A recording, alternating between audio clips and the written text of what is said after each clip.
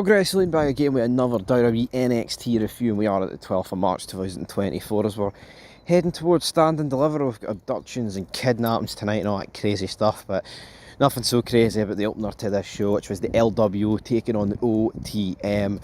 Just a bit of a jobber match to kick off NXT. Not that NXT normally kicks off with bona fide WrestleMania main events, but anyway, OTM, LWO, a throwaway match, #1 contendership thing going on here, and it was LWO picking up the victory. So it was an alright opening match, man, but I just feel like the show should kick off with segments like we do see later on the show. There's an abduction, right, which we'll get into a bit later. I think it would be better to kick off the show with that and then like feed it throughout. Now they kind of did feed it throughout, but especially since it's the main event feud. But anyway, LWO pick up the victory. They'll be advancing to the next round. Of course, Vic Joseph, Booker T, all that good stuff. Still on commentary. She's pissed off that JC Jane keeps ghosting her, but then she realises, hold on a minute, I'm a grown-ass woman, and she decides to pick another tag team partner. I mean, Tia Hill. I like Tia Hill, right? And I think it's important in WWE and wrestling in general. You've got these people who are young, like 19, 20, because that's the future of the business. That's what you need. But I mean, I think she's acting like a bit of a goof, man, to be honest. But up next we've got Tatum Paxley, Roxanne Perez, The Rock's daughter segment. This did nothing for me. Ava Rain. You know, you've got Willie Regal, alright? You've got William frickin' Regal. And here we are using this. Come on, man. Again, maybe it just buries the entire thing I said about, you know, current youngsters, but I mean, Ava Rain, well, apparently she might be a mistake or something, because as John Uber's wife wanted to point out, oh, Rock, your daughters are 20 years apart, how can you say that? I guess it would be his younger one that's the mistake rather than the older one. Hell, maybe the older one is the mistake, because obviously The Rock is not exactly with that woman anymore.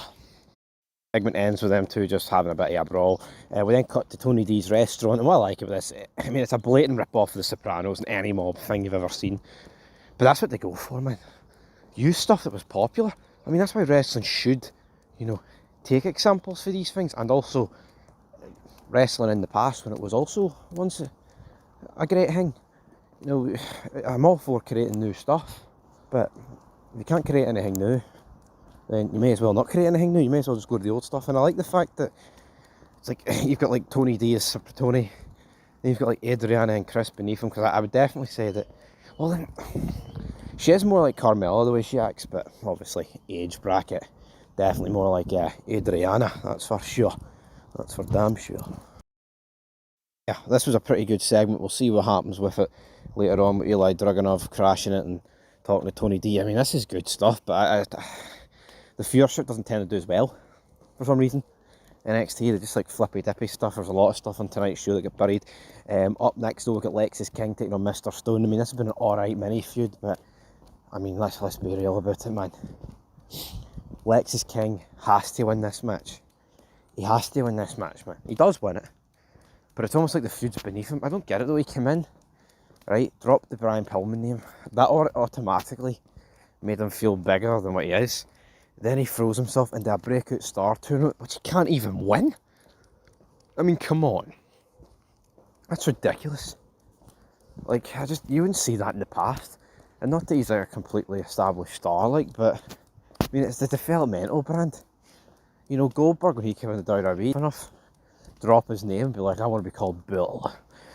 You know, wrestling's never really worked like that, so don't know why they thought they'd try now. To be perfectly honest about it, to be honest, man. But then over Femi cutting a promo backstage, he's like, you ignorant boy. I mean, that's not, you ignorant boy. That's more like it, the wee Nigerian voice that he's got.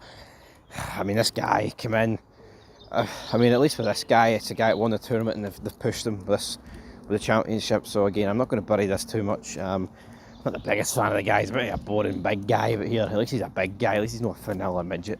Alright, so, you know, I'll take my W's when I can, even though this doesn't very much feel like a W. Well then, if you want to ever go FaceTime in WWE, well, here you've got it, because guess what? We have got Ridge Holland, who of course is in a feud with Shawn Spears, and he's FaceTiming his family. And they wish him good luck ahead of his match. Hopefully he's not taking on Big E, or else Big E might never get to see his family. But in all seriousness, FaceTiming, man, what are we doing here? Racing or ping pong, my friends. Didn't really get this in the slightest. But yeah, anyway, let's move on to NXT here. North American Championship match, which of course was between Obafemi and Brooks Jensen. This match was alright. I mean, obviously Obafemi wins. What I would say is, like, they've built this guy up enough in the past few months that you just don't feel like he's going to lose the belt. Certainly not to Brooks Jensen. These redneck guys, man, I think they've run their course. You could just fucking release them. It's like, see, a redneck gimmick. Like, Austin was a redneck, but it wasn't the only thing about him. You know, like, see being a redneck and wearing the hat and the straw in your mouth, man. Yeah, where's that going long? Where's that going long term? I need to know as I near die of the hiccups. For whom the bell tolls. We then cut to a bridge. We've got Eli Dragunov being teased that he's going to get flung off this bridge. Tony D tells him that it's not personal, it's about the title. Dragunov, I'm not intimidated. Yeah. Dragunov's just weird. He says, Tony, why don't you snap my fingers? Alright, big man. We have a fourth match, Gigi Dolan versus Arana Grace. If Gigi Dolan loses, she must get a makeover from Arana Grace. Throwaway match, but the ending is a bit weird because Gigi Dolan used a low blow on Arana Grace, and it's like, really? Riley? Randy? Little Jimmy? How's this work? Name, she's a woman? Or did I just assume Ariana Grace's gender? Well, I don't think a man would look like that if they were pretending to be a woman. So I'm going to go and say she's a woman. Well, probably won't be the last time a women's match ends in a low blow, but Jesus Christ, it is the first time. Absolutely the first time. Bit weird. We then get Kalano Jordan getting jumped backstage. Not good. Then you've got Kiana James taking on Tia Hale with Fallon Henry, but she's teaming up with Izzy Dame. Kiana James, Izzy Dame win. Tia Hale then cuts like a rant promo after. She says, I idolised you. I apologise for not being cool enough for your toxic lifestyle. Guess what? The old Tia Hale is back, bitch. And then she starts doing like circles around the ring, like sumis, like Ultimate Warrior dog sumis around the ring, man. This was weird, absolutely weird. We have the new quarter catch crew having a confrontation backstage with Nathan Fraser, XM, and Riley Osborne. Drew Gulak promises that they'll walk out of Stand and Deliver as the new NXT Tag Champions and also holder of the Heritage Cup. The Good Brothers say they're going to be entering the number one contenders qualifying tournament. They'll run through Hank Walker and Tank Ledger first. They are on a mission to deliver magic killers to every single tag team until they get a shot at the Wolf Dogs at Stand and Deliver. So, you heard it here first. We then get the match. It's been hyped up the whole way throughout tonight. Shawn Spears taking on Ridge Holland. No need to fear, guys. Shawn Spears picking up the victory here against Ridge Holland. No broken necks in this one. Pretty easy. We then get a Trick Williams segment. He comes out, Metaphor interrupt them, and then he kisses Lash Legend, which was a bit weird. Now it looks like he's getting in a feud with these guys. Well, it's Trick Williams in a mini feud with Noam Dar until what? Carmel Hayes returns.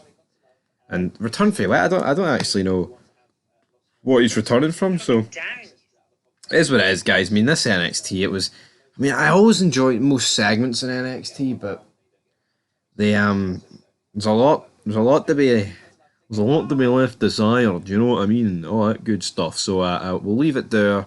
I'll give this show a 2 out of 10. It was probably better than Raw, wasn't it? Raw is so bad. Wrestling's so bad, man. Just everything to connect it with the big rest to the ling is absolute minging. So until then, peace.